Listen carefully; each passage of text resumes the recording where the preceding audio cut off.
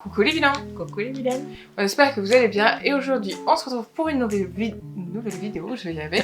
Et aujourd'hui on se retrouve pour les sorties livresques du mois de mars au début mai, s'il y a vraiment un seul qui sort au 1er mai, bon voilà, vous aurez compris. C'est une vidéo qu'on aime bien vous faire et apparemment vous l'appréciez aussi. Voilà, donc on fait vraiment les sorties livresques quand elles sont sorties, comme ça on est sûr d'avoir tout le mois en entier.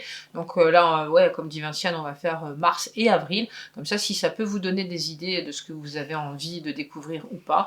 Bon après, on n'a pas tout mis, hein, vous vous en doutez bien. Elle a pas tout mis, mais elle en a mis 34. Donc si... Je sais pas si je mettrai tout, on verra. Si mais en tout cas, j'en ai perdu, partie, ouais. Si vous savez pas quoi lire... Bah, il y a plein de sorties, hein. Ça change de certains mois où c'est un petit peu vidos. Là, en fait, on a inversé un peu. Là, c'est vrai que voilà, il y a quand même pas mal de choses à découvrir. Donc, voilà, on va vous donner tout ça, on va vous renseigner en tout cas du mieux qu'on peut et par rapport à notre plaisir à nous aussi. C'est parti!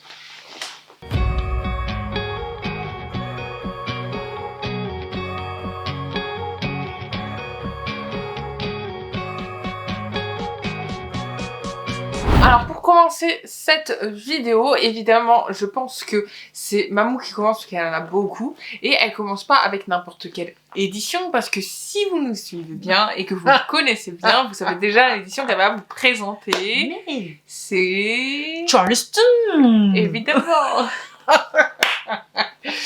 Évidemment, du coup, elle va vous citer tout. Donc il y en a plusieurs chez Charleston hein, qui me font envie, qui sont sortis donc de mars à avril. Hein. Donc il y a Les pas de côté de Marie-Aude Mériguet qui est sorti le 6 mars. C'est une histoire de femme, encore une fois. C'est l'histoire de Zola qui en a un petit peu ras-le-bol de sa vie de trentenaire établie à Paris. Elle est issue d'une fratrie de 3 sœurs dont elle fait partie et apparemment c'est un peu le vilain petit canard de la famille, c'est celle qui fait le moins de choses bien, c'est celle qui est la moins reconnue, en fait c'est le vilain petit canard et donc elle en a un petit peu ras-le-bol de ça et un soir apparemment elle va faire connaissance d'une femme qui a 80 ans et qui est encore toute fraîche, toute pleine d'entrain, qui a des envies, des rêves et tout.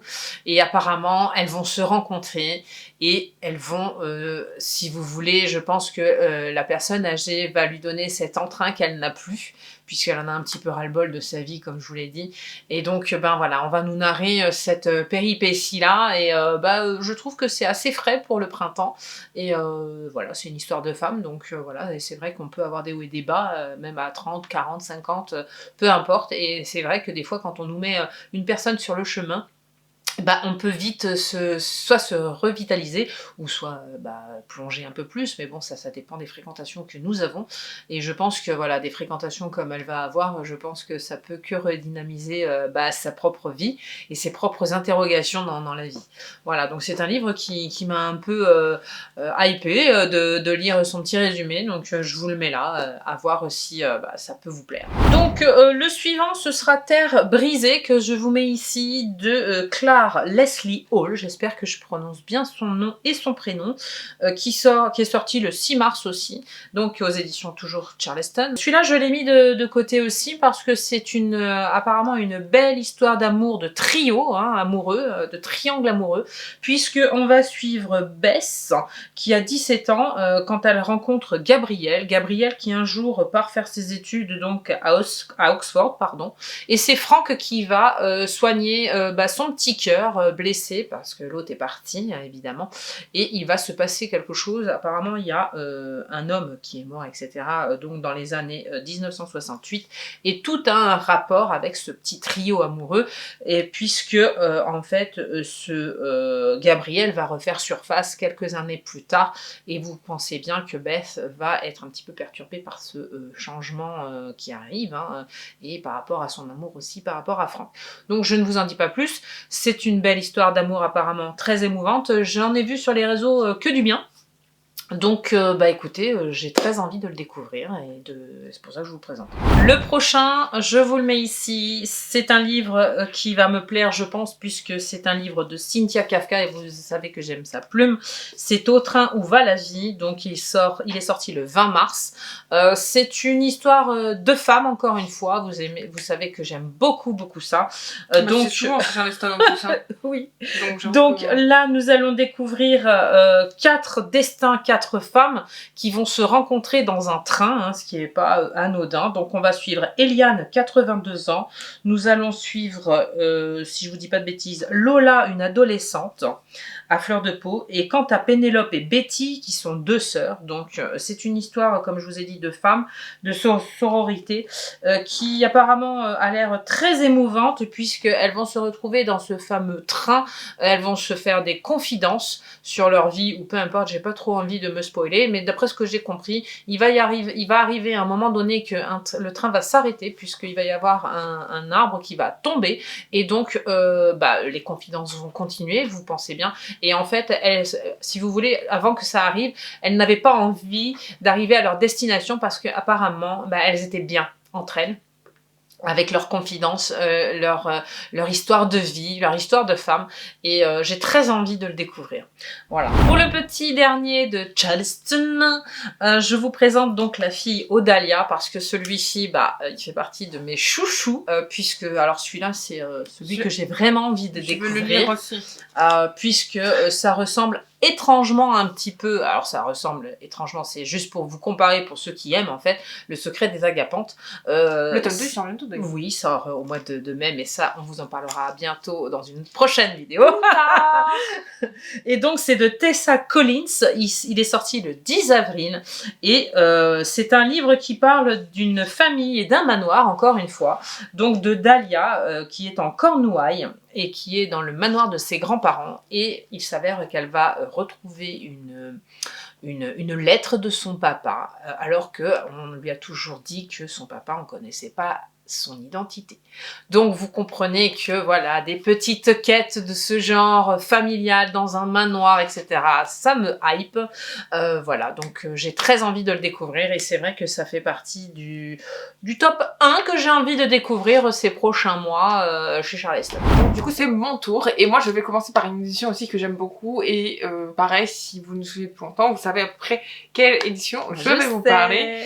Et il s'agit effectivement de Hugo Roman, voilà, puisque c'est une édition que j'adore, et que pour moi c'est un peu comme toi, c'est un incontournable comme Charleston, et que donc c'est pour ça que je commence par elle. Donc le premier que je vais vous présenter, il est sorti le 5 mars 2025, et c'est l'autrice Scarlett Sinclair qui l'a écrit. La Reine du mythe et des monstres, c'est le tome 2 de la saga du coup qu'elle a écrit. Voilà, le premier tome c'était Le roi de la guerre et du sang, que j'ai très envie de lire aussi, mais j'ai pas commencé la saga, mais je le mets quand même ici puisque voilà, le tome 2 sort. Voilà, exactement, et que pour ceux qui ne le savaient pas, du coup ça vous permet de le savoir, voilà. Ensuite nous avons I Want Your Revenge, avec mon accent anglais, n'est-ce pas, de Margherita, si je prononce bien, Gabbiani, ou c'est très dur à dire, et c'est sorti le 12 mars 2025, voilà, et du coup on va suivre les aventures de Avarose, voilà, j'ai trouvé son prénom très très joli. C'est très joli. Voilà, et en fait son but c'est la vengeance, voilà, donc vous vous en doutez bien. Donc romance, vengeance. Voilà, c'est ça, et apparemment on nous dirait que le protagoniste masculin s'appellerait, pour mon tambour, Vincent. Voilà. Joli prénom en plus, tu vois, regarde Vincent. Vinciane, hein, voilà, c'est un des féminins de Vincent. Donc, voilà, c'est ça, hein, mon prénom est un dérivé de ce prénom-là. Donc le hasard, finalement, j'ai envie de vous dire. Et voilà, apparemment, d'après ce que j'ai compris, c'est le seul à comprendre visiblement sa colère et donc son besoin de vengeance. Et du coup, on va suivre leur histoire d'amour. Pour le troisième, ce sera le dernier conte, c'est le tome 2 de Alexiane Thiel, l'autrice d'Emma Coy, qui est sorti le 19 mars 2025. Donc ça, c'est une c'est catégorisé, pardon, romantasy. Donc pareil, pour pas me spoiler, je vais pas vous raconter le synopsis puisque c'est le tome 2.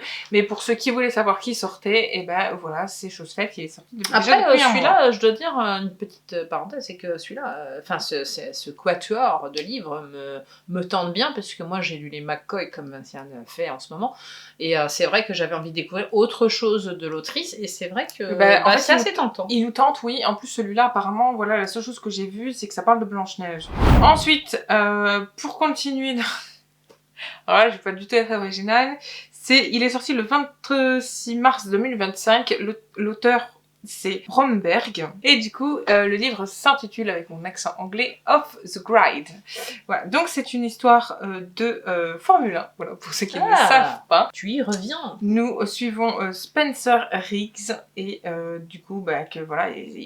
Il est dans la Formule 1, enfin j'imagine. Et du coup, il y a une histoire d'amour aussi avec Camilla Moretti, qui est aussi, je crois, une pilote de F1, ou en tout cas qui en était une, je ne sais pas trop, puisqu'on nous parle d'héritage, etc. Donc j'imagine qu'il y a un truc derrière tout ça. Donc voilà, j'ai très envie de lire celui-là pour le coup. Je sais qu'il y a le tome 2 qui va sortir bientôt au mois de mai, je crois. Donc j'ai très envie de le lire. Donc cette fois, on va plutôt au mois d'avril. Il sort le 2, très exactement. Et en fait, c'est l'autrice Anna Yang qui a écrit la saga Twisted Love et qui a sorti le premier tome. Et là, en fait, sort le deuxième tome, Kings of Sin, si je prononce bien avec mon accent anglais encore. Et en fait, rappelez-vous, moi je vous ai fait mon avis sur Twisted Love que j'avais pas forcément apprécié. Mais sa saga un peu de fantasy m'intrigue fortement. C'est pour ça que je vous mets le tome 2 ici, puisque j'ai très envie de lire le 1, parce que je me dis que ça pourrait peut-être être différent, et que voilà, j'ai pas forcément envie de m'arrêter que sur un seul truc de l'autrice, parce que malgré tout, elle écrivait plutôt bien, donc voilà, je me suis dit que ça serait cool de lire une autre saga. C'est bien, au moins tu laisses la chance. Oui, voilà, et j'ai pas envie d'être genre méchante en disant ah ouais non mais moi je lis pas ça, c'est bon, il y a qu'un seul livre qui m'a pas plu, je ne lirai pas. Le dernier de chez Hugo roman qui m'intéresse beaucoup, c'est une duologie, puisque le prochain tome sortira en septembre. Celui-ci sortira, puisque nous ne sommes pas encore en mai, il sortira le 7 mai, mais je vous le mets là parce qu'il m'intéresse beaucoup. C'est celui de... C.S. Kill, si je prononce bien. C'est l'autrice de Campus Driver, pour ceux qui le savent. Et là, en fait, elle a écrit Abyss, donc c'est le tome 1. Et nous suivons Joséphine, qui excelle dans l'art du vol et qui va être dans une sorte... C'est pas une sorte de complot, mais voilà, elle va être... prise dans une sorte de... Je sais pas comment expliquer ça. Dans une sphère un peu particulière. Ouais, voilà, c'est ça. En fait, on nous dit que, par exemple, tu vois, elle navigue dans les ombres, se glisse de ville en ville pour exécuter des contrats toujours plus audacieux. Donc, on imagine bien, voilà... dans ses bases, quoi. Non, mais on sent bien qu'en fait, elle fait quelque chose qui, voilà, qui est pas très... Donc, voilà, on est en Nouvelle-Orléans et à côté, nous avons Vance, je ne sais pas trop comment on peut le prononcer, qui est le propriétaire des lieux, donc d'où certainement elle atterrit, et forcément, vous comprenez bien, on est chez Roman, de la romance. Je pense que c'est un petit côté fantasy, mais je suis pas sûre. Donc, à voir. Mais, en tout cas, la couve est très très belle. Hein. On nous place en New Romance, donc je pense pas que ce soit de la fantasy, mais voilà, dans le doute, voilà, la couverture est très belle et j'ai très envie de le lire. Il m'a bien inspiré quand j'ai vu ça. Voilà. Il faudrait peut-être que je lise les Campus Driver aussi. Ce serait pas mal. Que j'ai lui offert. Effectivement, il y a toute la saga de sortie. Je n'ai pas d'excuses. On change d'édition. Évidemment. On va chez City Édition cette fois. Donc là, pour le premier chez City, je vous présente Sous les étoiles d'Auschwitz, qui je vous mets ici. Il est très très beau. Alors, je vais essayer de pas écorcher son nom à cette autrice. Siobhan Kuram, je pense que je l'ai bien prononcé. Il est sorti le 2 avril et il raconte l'histoire d'Adela qui arrive donc au camp d'Auschwitz en 1943 et il s'avère qu'on la met donc à la création des munitions dans ce camp. Donc ce qui va se passer, c'est qu'avec les femmes avec qui elle travaille, elles vont avoir l'idée de prendre tous les jours un petit peu de poudre pour pouvoir faire exploser une partie du camp. Donc ça va être cette narration qu'on va va nous donner dans ce livre, mais il va y avoir un petit inconvénient, c'est que la partie qu'elles veulent faire exploser, je pense qu'il va y avoir des inconvénients comme le fait qu'il y ait son frère dans cette partie-là. Donc en fait, c'est toute cette manigance, tout ce complot entre elles qu'on nous a, et voilà, donc ça m'a l'air très intéressant, et c'est une période que j'aime beaucoup, donc voilà, je vous le mets ici. Pour le suivant, je vous le mets ici, ce sera donc le fabuleux café des souvenirs de Shiori Ota, qui est sorti le 16 avril.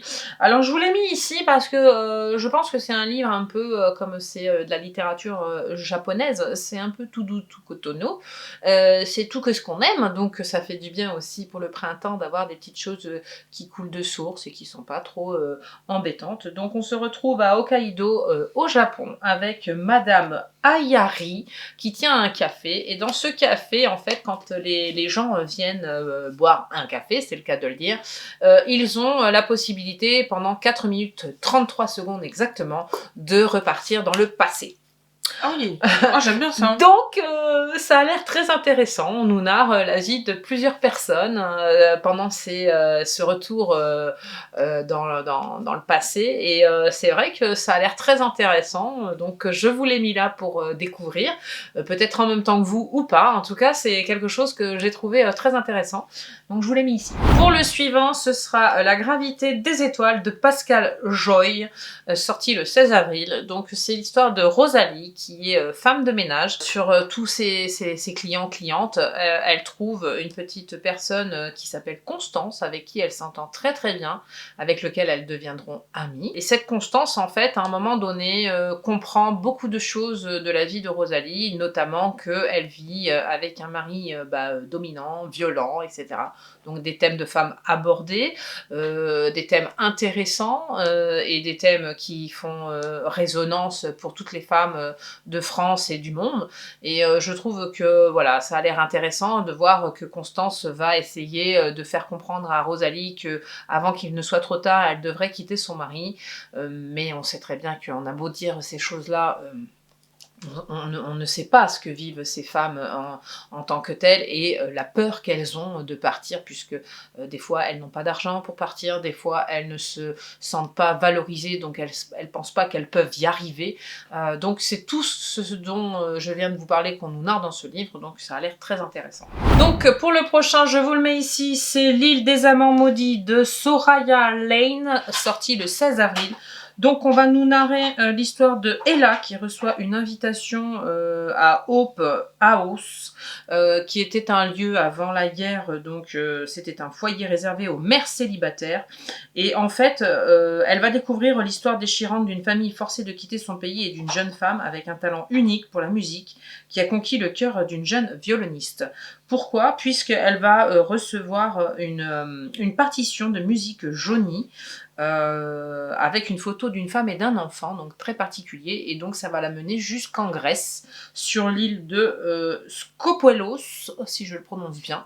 Donc c'est encore une petite quête très intéressante, donc je vous le mets ici, et j'espère que ça me plaira quand je l'aurai trouvé. Donc pour le dernier de City Edition, ce sera Le théorème du hérisson, j'avais bugué, de Jessica Redland, sorti le 16 avril. Donc c'est l'histoire de Samantha, qui après a chagrin d'amour, puisque l'heureuse élue de son cœur s'est mariée avec une autre. Elle s'en va dans la campagne vivre, et elle rencontre Thomas. Thomas qui est très âgé, mais avec qui elle va se lier d'amitié. Et en fait, pour pallier un petit peu à ce chagrin d'amour, eh ben, elle va essayer de réaliser son rêve d'ouvrir une ferme. Pas son rêve à elle, que je précise, c'est le rêve de Thomas, parce qu'elle a envie de lui faire plaisir, et parce que lui, il l'aide aussi psychologiquement, et il est très attentionné, il est très gentil avec elle. Donc voilà, c'est des choses de partage, et franchement, voilà, j'ai très hâte de le découvrir, parce que c'est une belle histoire d'amitié. Donc on change totalement d'édition, puisqu'on va chez Plume du Web. C'est une édition que j'aime beaucoup, notamment pour un de ces livres, mais je vais vous en parler après. Le premier, ce sera Unfair, donc c'est de Océane Ganem, et si vous vous souvenez, Océane Ganem, c'est celle qui a écrit Jane, je crois que ça se prononce comme ça, et Janou, que je vous avais parlé avec le protagoniste qui s'appelait Sian aussi. Unfair, c'est... on change un peu de catégorie, c'est une romance MM, et en fait c'est l'histoire de Moon et de Sunny que nous allons suivre dans cette histoire.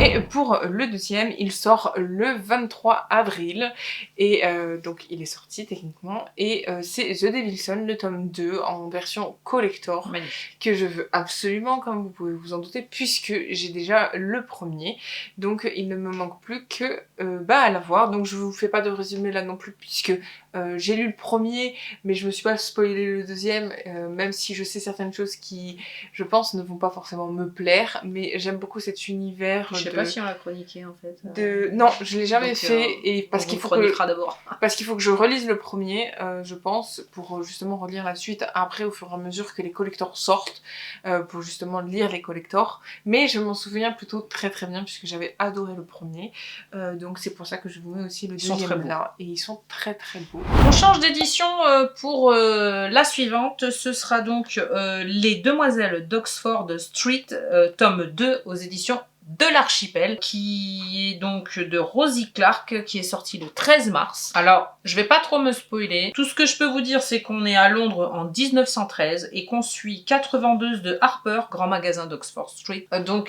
Et on suit leurs aventures à ces 4 femmes. Et donc, il y en a une à un moment donné, apparemment, dans celui qui est donc dans le tome 2, qui va annoncer ses fiançailles. Donc, je suppose que ça va changer un petit peu la donne pour ces femmes. Mais je n'en sais pas plus. Donc, c'est un tome 2. J'ai grandement hâte de lire le tome 1 parce que je n'ai pas encore découvert cette nouvelle saga. Donc je la mets là, si ça peut vous plaire. Donc pour le suivant, alors pas des moindres, hein, parce que je ne sais même plus. Ça fait un moment que je l'ai un peu arrêté. Je crois que tu t'es arrêté au 5, non, au 8-9 je crois, mais je ne sais plus. En tout cas, pour le suivant, ce sera Un baiser et une promesse, le tome 14 de la grande saga de Tamara McKinley, donc que j'ai beaucoup aimé, hein, puisque vous savez que j'avais grandement hâte de découvrir cette saga qui parle d'une pension au bord de mer avec des protagonistes que j'adore, une famille que j'adore, si ce n'est qu'à un moment donné, je l'ai un petit peu arrêté parce que j'ai lu un petit peu autre chose, mais j'y reviendrai. Donc là j'avais envie de le nommer quand même, le tome 14, puisque cette saga elle a quand même la particularité d'accueillir à chaque tome de nouvelles aventures avec de nouveaux protagonistes, mais tout en restant avec la famille qui tient cette pension au bord de mer. On les voit évoluer pendant la guerre, on les voit grandir pour certains, on les voit naître, on les voit décéder. Tome 14, c'est d'autres générations aussi qui ont c'est possible, puisque il y a des enfants, hein, comme je viens de dire, et donc c'est une belle évolution de cette saga, et c'est vrai que voilà, j'avais envie de vous le noter, puisqu'on en est quand même maintenant au tome 14, hein, qui l'eût cru. Moi je crois que je me suis arrêtée au 8 ou 9, mais je crois qu'à partir du 5 j'ai arrêté de vous le chroniquer. Mais je pourrais y revenir bien plus tard, il n'y a pas de souci, puisque j'adore cette saga. Pour le suivant, ce sera La papeterie du bonheur de Sally Page, qui est sorti le 17 avril. Sally Page, j'avais un petit je vous l'ai mis parce que, bon, moi je suis un peu comme Vinciane, je laisse la chance aussi et j'ai envie de découvrir autre chose d'elle. Et c'est vrai que je crois que c'était la collectionneuse des souvenirs. Des secrets. Ou des secrets, oui, pardon. Il était bleu. Ça m'avait pas hypé, je l'avais même pas terminé. Donc c'est vrai que voilà, c'est un peu mitigé pour cette autrice. Donc j'ai envie de réitérer, d'y retourner pour voir ce qu'elle peut me proposer. Donc là, on se retrouve donc après une rupture douloureuse. On suit Liz, 39 ans, qui reprend une papeterie londonienne de son oncle Will Bird. Elle est à mille lieues d'imaginer qu'en vendant des stylos et des carnets, sa vie va prendre un nouveau départ. Le nouveau roman de Sally Page, autrice de best-seller, la collectionneuse de secrets. Donc voilà, je ne vous en dis pas plus, c'est à découvrir. Je ferai pareil et puis on verra si mon avis déjà sur le premier restera tel qu'il est, ou alors peut-être qu'avec celui-ci elle m'aura hypé un peu plus. Donc moi pour la prochaine édition il n'y en a qu'un seul qui m'intéresse fortement, et en plus de ça c'est un tome 2, donc je vais pas vous faire le résumé du coup, pas me spoiler la suite, vous vous en doutez puisque j'ai pas lu le premier, mais c'est l'autrice, si vous vous souvenez, de L'Or, que j'avais lu il y a très très longtemps, bien avant 2023. Ça doit dater de 2021-2022. Et donc c'est Alexandra Bracken qui a écrit Le miroir des bêtes. Donc c'est le tome 2 de La malédiction des os d'argent. Il me semble que je vous avais présenté déjà le premier tome quand il est sorti. Je sais plus à quelle sortie, mais j'ai dû le mettre. Ou alors je l'ai peut-être oublié. Mais du coup là je mets le tome 2 parce que déjà il est très beau. L'histoire donne très envie du premier. Donc j'ai très envie de découvrir l'histoire. Voilà. Et puis tu l'as bien aimé, hein, vraiment. Ça a Oui, été un livre elle écrit qui a très, beaucoup très, plu très, ici. très bien. D'ailleurs, Oui. on doit le souligner, qui est sous-coté. Oui, oui, vraiment, vraiment, vraiment beaucoup. L'édition et enfin il y a l'édition collector qui est sortie, l'édition normale. Nous, je sais qu'on a l'édition normale, mais il est très très bien. En tout cas, c'est ce qui en ressort ici par ceux qui l'ont lu en tout cas. Et c'est un livre que j'aimerais bien relire après autant de temps, oui. On l'oublie assez souvent, mais je vous conseille d'ailleurs L'Or, et du coup j'espère pouvoir vous conseiller bientôt la saga là qui sort. Donc on change d'édition, on passe à l'édition presse de la Cité. Vous savez que j'aime beaucoup cette édition qui propose beaucoup de choses et beaucoup d'histoires un peu de terroir, etc. Donc j'aime beaucoup. Là, pour le coup, nous allons avec Et nos rêves dansent sur la rivière, là. Et c'est une autrice que j'affectionne énormément, de Karine Lebert, qui est sortie le 6 mars, pardon. Voilà, c'est une autrice que j'aime beaucoup. Elle a écrit Les Amants de l'été 44 et j'en passe bien d'autres puisque j'ai lu énormément de livres d'elle. Donc je connais sa plume et j'aime beaucoup, donc je ne pouvais pas éviter de mettre celui-ci à l'honneur pour cette édition. Donc on nous parle dans celui-ci d'une fresque dense et romanesque portée par 3 héroïnes qui racontent l'épopée méconnue des pionniers français du Texas de 1842 à 1895. Donc voilà, c'est même un livre qui pourrait intéresser Vinciane. Donc je le mets à l'honneur, voilà, en premier pour cette édition. Je vais le lire aussi. Donc voilà, c'est 3 héroïnes, donc trois histoires de femmes pendant cette période pionnière, donc voilà, que du bonheur. Pour le suivant que je vous mets ici, ce sera La Dame de Soie de Mireille Pluchart, qui est sorti le 13 mars, donc c'est une autrice, vous savez aussi, que j'aime beaucoup, que j'affectionne parce que voilà, elle écrit très très bien, un peu à la Karine Lebert, hein, de toute façon c'est un peu dans le même pot, on va dire, puisque là nous allons suivre une grande saga donc familiale et historique au temps de la Renaissance, hein. Donc on plonge dans les mystères de l'or et des Cévennes et surtout de la soie, puisqu'on se retrouve avec des histoires de femmes qui vont travailler la soie. Donc voilà, une belle saga familiale et historique, tout ce que j'aime, vous le savez. Donc pour le suivant, nous restons dans l'histoire encore une fois et je vous propose Le baiser de Claire de Yves Violier, j'espère que je prononce bien, qui est sorti donc le 20 mars et qui raconte l'histoire pour la première fois apparemment de ce qui est dit. Le baiser de Claire raconte pour la première fois l'histoire de Claire et François d'Assise, deux figures majeures de l'histoire. Bah oui. Donc on se retrouve au XIVe siècle avec ces deux personnages très intéressants déjà dans l'histoire avec un grand H. Donc on va nous narrer donc voilà leur histoire d'amour. Donc voilà, j'ai grandement très hâte. Intéressant. Ensuite, je vous présente donc Le Retour à la vallée des anges de Paul Couturiot, sorti le 17 avril. Alors c'est l'histoire de Sébastien qui est journaliste sportif qui se rend souvent donc à Metz pour son travail et il rencontre Louis, un sans-abri. Ils vont devenir amis, etc., etc. Et à un moment donné, il va plus trouver Louis. Donc il va se trouver dans l'obligation, puisque c'est son ami et qu'ils ont lié des liens et tissé des liens très importants, de le retrouver. Et c'est ce qu'on va nous narrer dans cette histoire.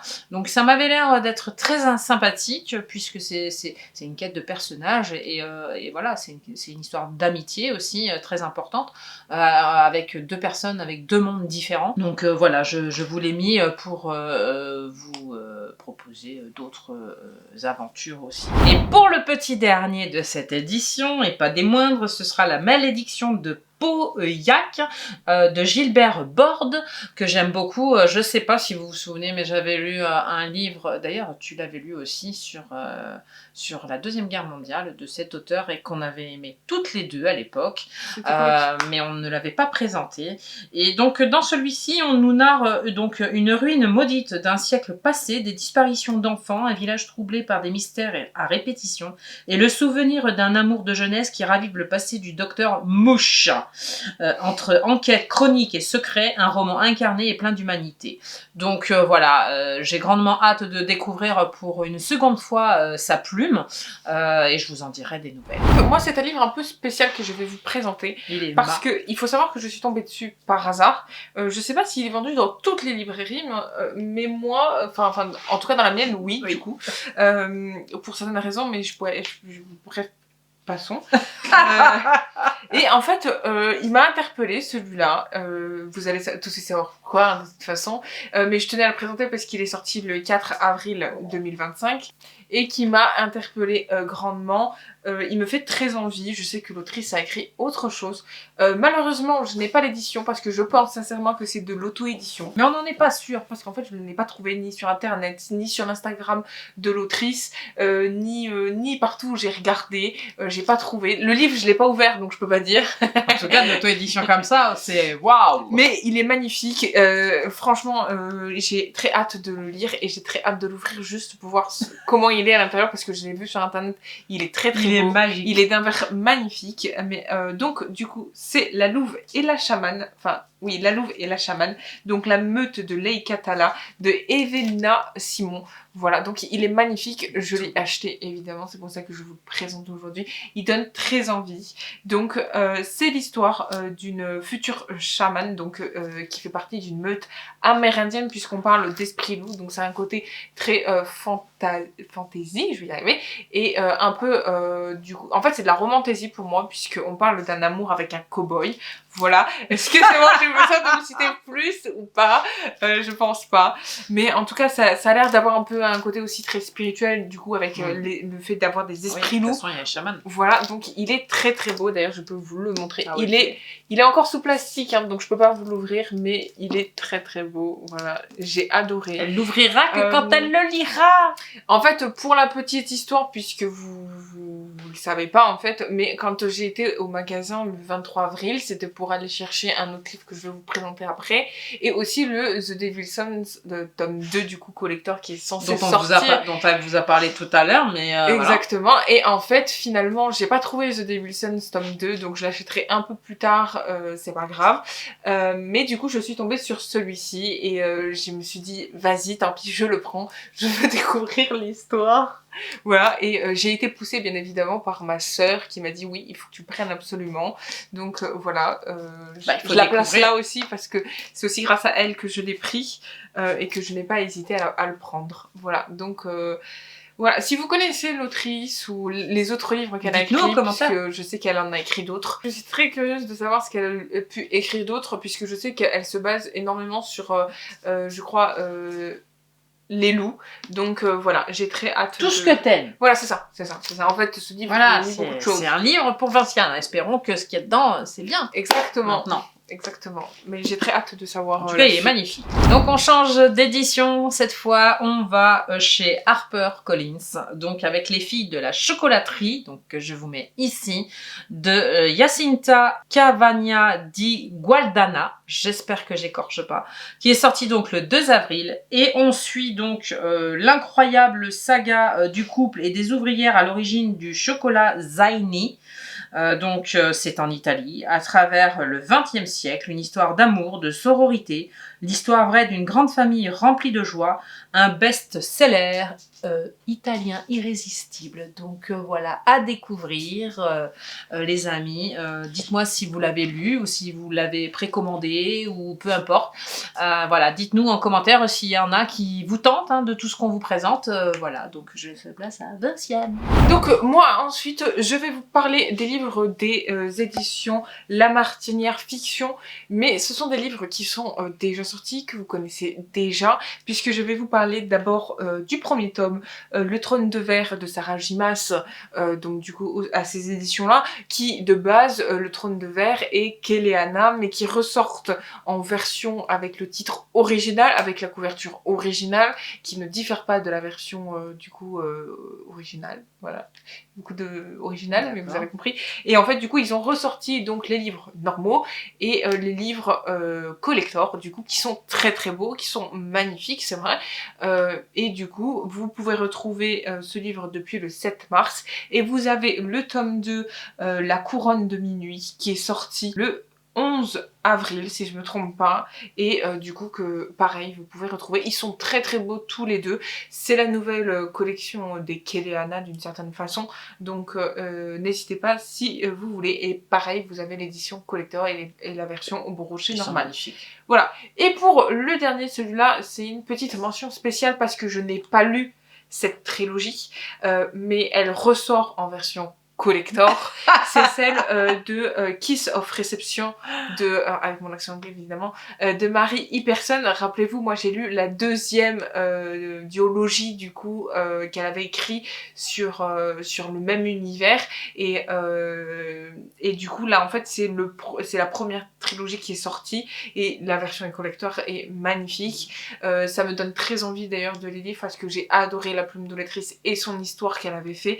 Je l'ai jamais lu celle-ci, donc j'aimerais beaucoup la découvrir et j'adore en fait l'édition collector, elle est magnifique.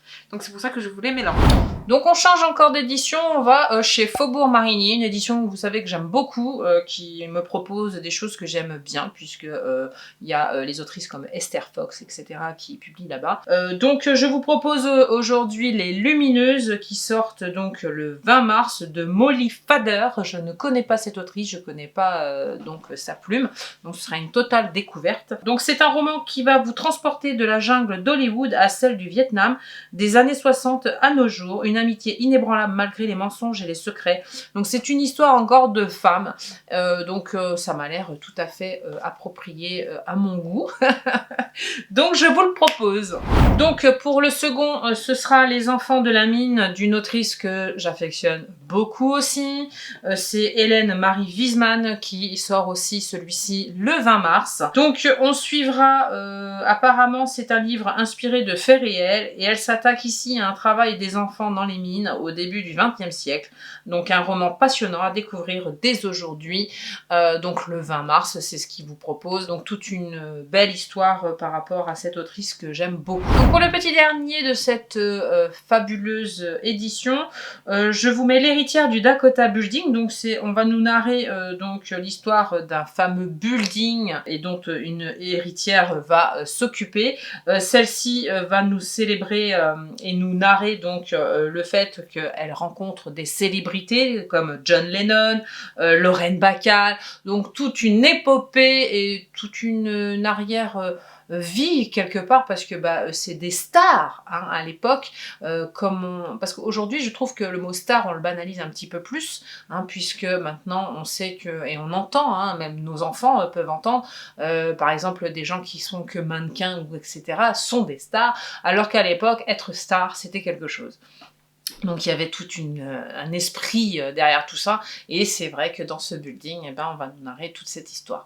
Voilà, que vous dire d'autre pour cette édition, c'est tout. Donc pour cette édition, j'ai été chercher le livre, pareil comme je vous ai dit. Tant attendu. Exactement, et tant attendu celui-là, mais par des millions de personnes, enfin des milliers de personnes disons, et du coup j'ai été la première arrivée dans la boutique, non je rigole, mais voilà, il est sorti le 23 avril, j'ai été le chercher tout de suite, maintenant je dois le lire et m'appliquer à le lire, c'est Lexton, le tome 2 de Sarah Rubens, très beau. Aux éditions BMR, c'est le seul que je vous présenterai de cette édition, que je voulais absolument tout de suite en ma possession pour pouvoir le lire. Le tome 1 a beaucoup plu. Voilà, c'est ça, moi j'ai adoré le tome 1, donc je me devais de lire le tome 2, j'ai très envie de savoir l'histoire, donc voilà, il sera prochainement dans ma palle. Dans sa palle, évidemment. Évidemment, voilà, j'ai qu'une envie, c'est de dire oui.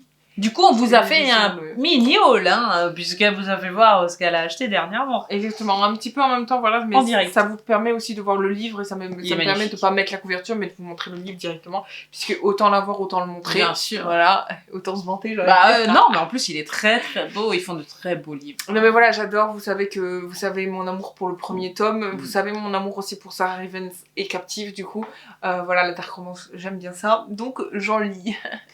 Voilà. Elle aime bien ce qui est pimenté. Donc on va chez Michel Lafon, cette fois donc avec Nos étoiles filantes de Laure Manel qui est sorti le 27 mars. Et là on se retrouve donc avec l'unique et seule survivante de l'accident qui a coûté la vie à son fiancé et ses meilleurs amis. Fanny doit à présent réapprendre à vivre. Donc son souci à elle, c'est de pouvoir exister, revivre après cet accident sans la culpabilité, et d'être toujours là par rapport à ceux qui sont encore là autour d'elle. Impossible pour elle de renouer avec la joie. Donc pour honorer la mémoire de celui qu'elle aimait et a échappé donc à cette douleur qu'elle a continuellement, hein, vous comprenez bien, elle va se sortir de ce pétrin en allant et peut-être en exaucant le rêve de celui-ci, et elle va commencer déjà par partir au Canada. Donc on va suivre tout ce périple de reconstruction quelque part, hein, quand même, après un deuil et un sacré choc dans la vie, puisque quand on a un accident et qu'on perd tout dedans, donc c'est un choc à elle de revivre, comme un phénix, hein, de revivre, de renaître, et donc ça a l'air très très très beau, mais très dur, hein. C'est des sujets assez douloureux. Donc voilà, c'est le seul qui m'inspire dans cette édition pour cette fois. Voilà, si vous l'avez lu ou si ça vous tente, dites-nous-le. Donc moi, cette fois, je parle dans les éditions addictives. J'aime beaucoup cette édition, mais là, il y en a qu'un seul qui a retenu mon attention, du coup, et je pense que vous savez déjà lequel c'est, puisqu'il est sorti le 3 avril 2025. C'est le tome 3 des frères Reynolds, c'est hors piste. Voilà, donc c'est la fin de la trilogie. C'est le dernier des frères, le plus jeune, qui a un destin un peu différent de ses frères, puisque il devait intégrer, on va dire entre guillemets, la Formule 1 aussi, mais sur son chemin, oui, le il y a 1 des embûches, exactement. J'ai adoré le 1, c'est vrai, et j'ai hâte de lire le 2, et j'ai très hâte de lire le 3, parce que je sens que le 3 va me plaire, puisque il est différent de ses deux autres frères, et lui, il va finir non pas sur les circuits de Formule 1, mais dans les rues, avec sa voiture. Ah, oui, donc c'est un dessin un peu plus différent. J'ai hâte de savoir justement l'histoire, je me suis pas trop spoilée, mais voilà, j'ai très envie de lire la suite, et j'aime la plume des deux autrices réunies, voilà, donc de Aimé Lou. On va chez Albin Michel cette fois, donc avec L'orpheline du temple de Victoria Mass, qui est sorti donc le 26 mars. Ça rime, hein, j'ai pas fait exprès. Et donc on se retrouve en janvier 1794 avec Joseph Herbelin, jeune révolutionnaire, membre de la garde nationale et nommé gardien à la prison du Temple. Les deux enfants de Louis XVI sont donc enfermés dans ces geôles, et donc cet homme est tiraillé entre ses convictions et ses sentiments naissants pour la fille du défunt roi. Joseph voit donc ses certitudes voler une à une en éclats. C'est un roman historique, c'est un roman très intéressant, c'est une plume que j'aime déjà, donc voilà, je voulais vous le présenter ici bas. Moi, je change aussi d'édition, nous allons chez Brajlon, et il y en a qu'un seul qui m'a interpellée. Il est sorti le 9 avril 2025, et c'est La petite boutique des sortilèges, de Sarah Bess Durst, si je le prononce bien. Et donc, en fait, nous suivons l'histoire de Kiela, qui travaille à la grande librairie d'Alysium, et qui vit du coup parmi les livres de sortilèges, etc., etc., jusqu'au moment où cette bibliothèque prend feu, et que en fait les sortilèges, tout ça, ne peuvent plus être, on va dire, partagés.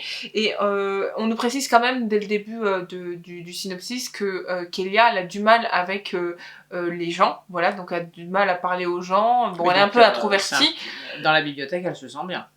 Voilà, exactement. Donc elle va dans une chaumière qu'elle va, je pense, récupérer. Je sais pas si c'est un héritage ou quoi, j'ai lu un peu en parallèle le synopsis, et en fait son but va être de partager justement tous ces sortilèges, tous ces petits trucs, voilà, en fait, un peu magiques. Quelque part, elle va récupérer ce qui a été perdu. Avec les gens. Le problème qui se pose, c'est que de partager ces sortilèges, tout ça, c'est interdit, c'est illégal, mais je pense qu'elle va, comme on dit, prendre un peu le gauche, et justement essayer de partager au grand maximum avec les gens, donc braver un peu cette introversion qu'elle a, c'est français ce que je dis, avec les autres du coup, et essayer de partager au maximum ce qui reste finalement, je pense, j'imagine que c'est ça l'histoire, et du coup en fait il m'a donné très très envie d'être lu, et oui, c'est vrai que la couverture est magnifique. Ah oui, il est très beau. Et voilà, ça m'a donné voilà, envie de le lire, donc du coup je vous le partage ici.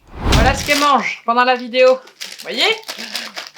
Mais là, c'est toute Pâques. Elle mange tout. Moi aussi, à 25 ans, j'ai le droit d'avoir des Pâques. Bah bien sûr, hein. Sinon, Tout le monde a je- des cocottes ici. Hein. Moi, je peux Il y a manger pas du d'âge. chocolat. Sans chocolat, je suis perdue. Donc là, on change d'édition et ce sera la dernière pour ma part et pour la vidéo de toute façon. Donc on va conclure avec Calman Levy. Hein. D'habitude, c'est du Marie Bernadette que je vous présente de cette... Mais on en parlera après. Et commencer par Le cœur invincible de Laurence Perrin, hein, que je ne présenterai pas, puisque tout le monde la connaît, qui donc a sorti son dernier ouvrage le 5 mars. Et donc c'est une histoire de femmes, l'une a 40 ans, l'autre a 23 ans. Elles ne se connaissent pas a priori, elles vivent donc à New York, et leur vie va se croiser à un moment donné. Il suffit de tracer son chemin obstinément, hein, c'est marqué sur le petit synopsis, avec un cœur invincible. Les deux vont nous narrer donc leurs histoires, donc tout un programme. Je vous invite donc à aller le découvrir, puisque moi ce n'est pas encore fait d'ailleurs. Voilà, je le mets ici parce que je sais que beaucoup de gens aiment beaucoup cette autrice, moi de même, l'ayant tentée. Pour le suivant, c'est une période que j'aime beaucoup et le titre c'est Une maison à elle de Geneviève Senger. Donc c'est l'histoire de Mathilde et Aurélien Bélanger qui sont de retour donc en Normandie en octobre 1945 dans leur domaine familial. Donc Mathilde est marquée par les horreurs vécues à Ravensbrück, donc qui aspire à retrouver une vie paisible, mais les souvenirs douloureux et les secrets enfouis continuent de la hanter. Donc Aurélien, lui aussi rescapé des camps, sombre petit à petit dans la mélancolie, obsédé par sa trahison, déchiré entre son désir de tourner la page et le besoin de témoigner à travers son art. Donc ces deux là vont nous narrer leur retour, leur reconstruction, encore une fois, donc entre vérité douloureuse et aspiration divergente entre la verte Normandie et un Harlem crépusculaire, Mathilde et Aurélien et Africa devront faire face à leurs démons pour trouver la lumière, puisque Africa est le troisième personnage de ce roman qui m'a l'air et qui m'a intéressé dès que j'ai vu le synopsis. J'ai bien envie de le lire. Donc pour le suivant, ce sera Un nouvel été d'Amélie Baumann qui est sorti le 2 avril. Donc c'est une histoire de famille, tout ce que j'aime, une histoire d'amitié. On se retrouve avec Alice qui a 20 ans et qui n'a jamais mis les pieds dans ce village de son enfance dans le Béarn, où elle se sentait regardée comme la fille du drame, car il y a eu drame. Et il y a aussi Chloé, sa fille de 16 ans, qui décide qu'il est temps d'entreprendre le voyage qui pourrait libérer de son douloureux passé. Sur place, donc, elle retrouve les meilleurs amis d'Alice, donc de sa maman. On va nous narrer toute cette folle ambiance très estivale, on va dire. Donc avec les secrets douloureux, peut-être les mensonges aussi. En tout cas, c'est des secrets de famille. Et tout ça, j'aime bien. En plus, c'est une plume assez fraîche. Donc c'est très bien pour cet été. C'est ça, et il a l'air très intéressant celui-là. Je tiens à le dire, j'ai très envie de le découvrir aussi. On espère que cette vidéo vous aura plu, elle est maintenant terminée. N'hésitez pas dans les commentaires à nous dire vous aussi les livres qu'on aurait pu, qu'on n'a pas mis et que vous aimeriez lire et découvrir du coup. N'hésitez pas à nous suivre sur tous nos réseaux sociaux. Par souci de quantité, dans la description vous ne trouverez certainement que les éditions citées dans cette vidéo et le moment où vous voulez peut-être les regarder. Je ne sais pas si je ferai ça ou si j'aurai le temps de le faire en tout cas. Mais n'hésitez pas à liker cette vidéo, À commenter, à partager et surtout abonnez-vous à notre chaîne YouTube et activez la cloche. On se retrouve la semaine prochaine pour une nouvelle vidéo. Prenez soin de vous, portez-vous bien, lisez bien. à la semaine prochaine, bye bye.